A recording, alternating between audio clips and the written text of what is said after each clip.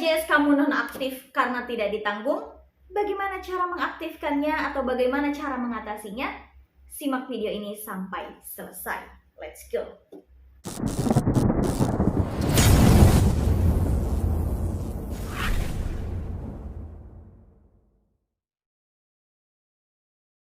Assalamualaikum warahmatullahi wabarakatuh.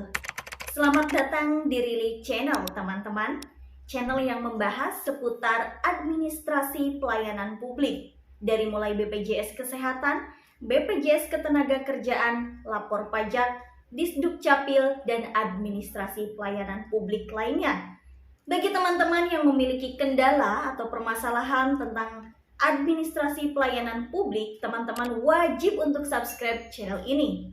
Baik teman-teman, pada video kali ini saya akan melakukan pembahasan terkait dengan cara mengaktifkan BPJS Kesehatan yang gratis atau KIS PBI yang karena statusnya sudah tidak ditanggung. Nah, hal ini biasanya terjadi karena teman-teman memiliki BPJS KIS PBI atau BPJS gratis dari pemerintah, baik itu APBN ataupun APBD. Nah, untuk mengetahui cara atau untuk mengetahui teman-teman statusnya masih ditanggung atau tidak, teman-teman bisa melakukan pengecekan secara berkala melalui aplikasi JKN Mobile. Di situ teman-teman bisa melihat statusnya, apakah aktif ditanggung oleh PBI, APBN atau APBD, atau malah tidak ditanggung statusnya. Nah, kalau tidak ditanggung, bagaimana sih cara mengatasinya atau bagaimana cara mengaktifkannya kembali? Nah, di video kali ini saya akan melakukan pembahasannya ataupun cara untuk melakukan pengaktifan kembali. Pertama, teman-teman harus datang terlebih dahulu ke kelurahan atau ke desa setempat. Dalam hal ini harus sesuai dengan KTP. Jadi tidak bisa hanya domisili tempat tinggal saja kalau misalkan itu berbeda dengan KTP-nya. Jadi yang harus didatangin adalah kantor kelurahan atau kantor desa yang alamatnya tertera pada KTP. Nah, di situ teman-teman bisa melakukan pengecekan apakah teman-teman masuk DTKS. Apa itu DTKS, teman-teman? DTKS ini adalah data terpadu kesejahteraan sosial, di mana teman-teman di situ bisa melihat apakah teman-teman ini penerima bantuan atau tidak. Nah, kalau misalkan nama teman-teman ini masuk dalam data DTKS ini, teman-teman wajib membawa kartu keluarga, KIS, dan fotokopi KK untuk lanjut ke dinas sosial. Nah, di dinas sosial ini nantinya teman-teman akan dilakukan pengecekan apakah teman-teman mendapatkan kuota secara langsung untuk kemudian mendapatkan rekomendasi untuk reaktivasi BPJS-nya, atau teman-teman di sini harus menunggu kuota terlebih dahulu. Ini akan disesuaikan pada dinas sosial pemerintahan setempat. Dalam hal ini di tingkat kabupaten ya teman-teman. Oke, kalau misalkan teman-teman sudah mendapatkan rekomendasi untuk reaktivasi, teman-teman harus datang ke kantor BPJS setempat.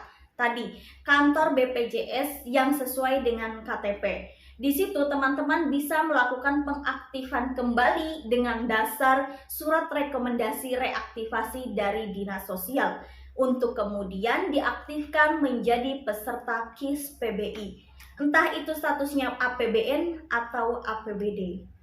Apabila teman-teman harus menunggu kuota pada dinas sosial, maka teman-teman menunggu surat rekomendasi reaktivasi dari dinas sosial terlebih dahulu.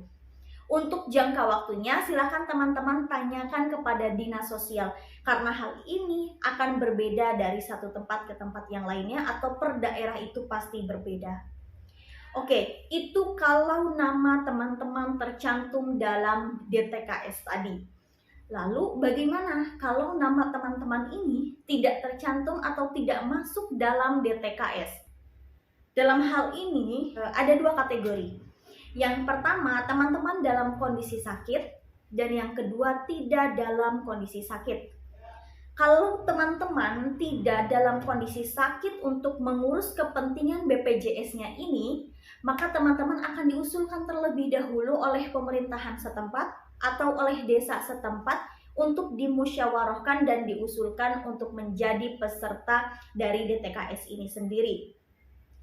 Kemudian, kalau teman-teman dalam keadaan terdesak atau genting, atau dalam hal ini dalam kondisi sakit yang dimana BPJS-nya sesegera mungkin harus diaktifkan, di sini teman-teman akan diminta beberapa data, bukan hanya terkait dengan KTP, KK, ataupun BPJS-nya itu sendiri, tetapi teman-teman di sini akan diminta surat keterangan miskin. Selanjutnya teman-teman juga akan diminta surat rawat jalan untuk yang keterangannya sakit ya teman-teman.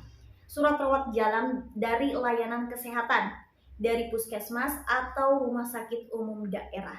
Hal ini layanan kesehatannya harus berupa layanan kesehatan pemerintah. Kemudian hal ini nanti akan dikaji oleh pemerintahan setempat untuk masuk kategori miskin atau tidak. Kalau masuk dalam kategori miskin, maka teman-teman akan diaktifkan BPJS-nya dengan menggunakan PBI APBD. Dalam hal ini adalah APBD-nya APBD kabupaten. Tetapi dalam hal teman-teman tidak masuk dalam kategori miskin, maka teman-teman akan beralih ke BPJS Mandiri. Jadi di sini nanti akan dikaji apakah teman-teman layak untuk mendapatkan bantuan PBI atau tidak. Seperti itu ya teman-teman. Jadi intinya teman-teman, ketika BPJS Kesehatan PBI teman-teman atau BPJS gratis teman-teman tidak aktif karena tidak ditanggung, teman-teman terlebih dahulu harus datang ke kantor kelurahan atau kantor desa untuk melakukan pengecekan apakah penerima bantuan atau bukan. Kemudian baru teman-teman bisa menindaklanjuti sesuai dengan pembahasan yang sudah tadi saya jabarkan. Baik teman-teman, itulah tadi pembahasannya. Semoga menjadi wawasan dan bermanfaat untuk kita semua.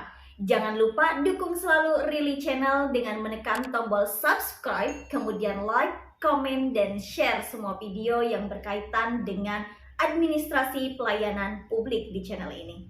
Terima kasih. Wassalamualaikum warahmatullahi wabarakatuh.